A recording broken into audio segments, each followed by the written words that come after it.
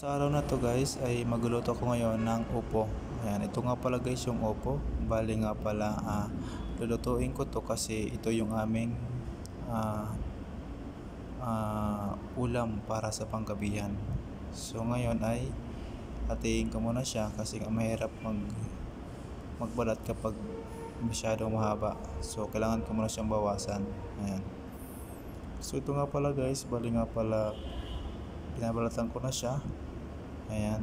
So yung kalahati nito ay mamaya ko naman sa balatan para hindi masyado marami yung aking binabalatan. Ayan. Bali unti-unti lang. So ayan nga pala guys yung aming ulam, upo na may sardinas.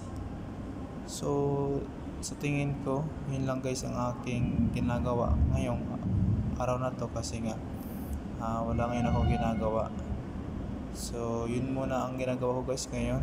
Bali nagluto-luto muna ako ngayon dahil sa kadahilanan ay wala ako ngayong ginagawa. So ayan guys, bali ito muna ang aking gagawin, magluto-luto muna habang wala pa ako ngayong kinaabalahan. So yun, ito nga pala guys, bali nga pala hiniwa ko na yung opo. So tatanggalin ko yung mga buto niyan. Ayan, yung buto lang nga pala guys yung aking tatanggalin.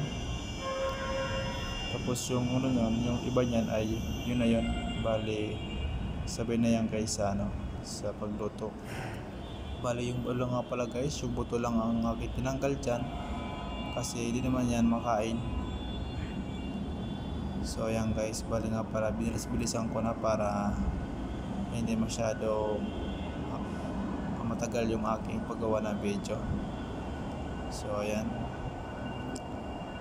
so bilis-bilis lang muna guys yung aking ginagawa dito. So yun, bali nga pala guys, malapit na nga pala yan. So ngayon ay ito naman guys yung kalahati ay kailangan ko naman siyang balatan. Ayan. So ganun lang nga pala guys yung aking ginagawa dito sa pang araw-araw. Luto-luto muna kasi nga wala naman ako yung ginagawa. So yun, bali ito nga pala guys, nakalahati na to ay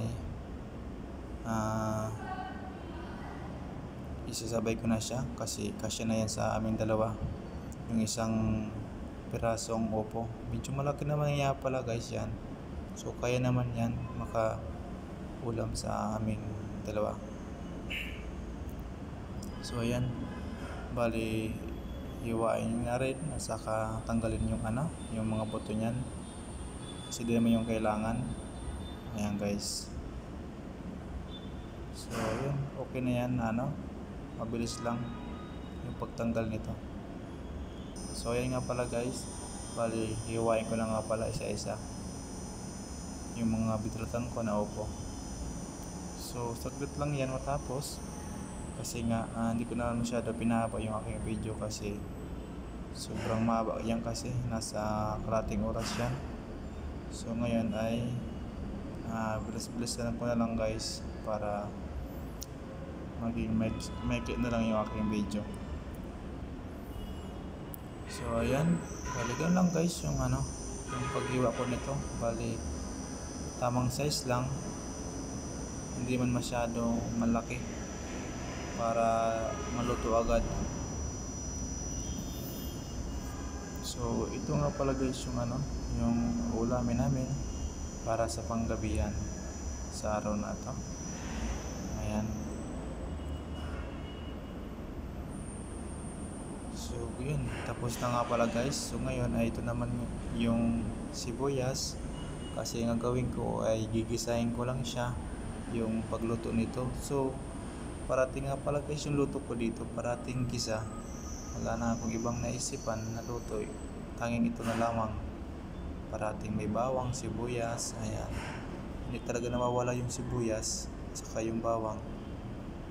So ganun talaga yung aking luto ay yung mga simple lang na pwede kong ma-share sa aking pagluto. Bali ito nga pala guys ay napakadali lang ito gawin. So So yun lang oh. Yung sibuyas, saka yung bawang, yung partner parati. Pag nagigisa nga pala ako guys ng gulay. Ayan, pag walang sibuyas, yung bawang na lang, okay na yun. Kasi ganun talaga dito eh. Hindi talaga maraming supply. So konti lang yung supply ko dito, yung yung Ricardo na yan. So ayan. Tapos na nga pala guys. Ngayon ay gigisahin ko na siya. So ayan. Bali nagisa ko na nga pala yung bawang sibuyas. Ngayon ay ilalagay ko na yung upo. Ayan na aking mga hiniwa. So ayan, set ko na nga pala guys sa pinakasagad na wattage. Ayan. So pagkatapos ko nga pala guys na mailagay lahat ng mga upo na yan na aking hiniwa ay haluin ko lang yan tapos tatakipan. So bago takipan nga pala guys, kailangan ko muna ito lagyan ng sardinas. So ito nga pala guys yung pampalasa dyan, sardinas. Yun ang parating partner dyan eh, yung sardinas. So dyan nga pala guys, tapos na. Bali tatakpan ko lang nga pala guys para maya ay okay na siya. So ngayon ay okay na nga pala guys, nagkulo na. So ito na nga pala guys yan no. Bali hindi ko naman siya nilagyan ng sabaw, nagkusa na lang yan sa babaw yung upo na yan kasi yun talaga ang upo. Kahit hindi mo yung sabawan ay lalabas at labas pa rin yung yung tubig niyan kasi matubig kasi yan eh. So ngayon ay lagyan ko muna siya ng idle salt kasi nga medyo matabag ng konti. So tapos nga pala nito guys ay titikman ko na kung okay na, kung pwede na siya ulamin. So ngayon nga pala guys, haluin ko muna ng konti. Ayan, tapos titikman ko na siya agad. So yun, kailangan ko muna siyang ayan, tikman ko na nga pala guys kung okay na siya, kung okay na ang lasa. So yun, tikman ko na nga pala guys. So okay na nga pala guys. So thank you guys sa inyong panood, hanggang sa muli guys.